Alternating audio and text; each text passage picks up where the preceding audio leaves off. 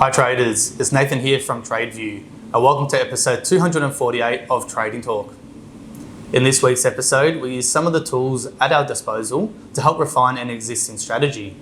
We take the model that we have built up in part 3 of this series and review some of the results and then add in simple functions that we've learned in previous Trading Talk episodes to help refine this system. We've also recently added templates to the Trading Talk package. This means any of the models that you've seen us build over the years, you can get access to in a matter of clicks. I'll show you how to do that once we get into the video. We have also locked in all 3 of the traders for this year's Algo Trading Conference. And I can tell you the guys behind the scenes have been working really hard on bringing some new unique ideas and strategies to present.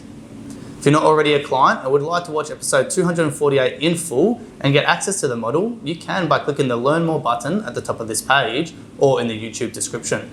Make sure you've subscribed to our YouTube channel and it'll keep you updated when new episodes are released. I hope you enjoy episode 248 of the Trading Talk series, and until next week, all the best with your trading.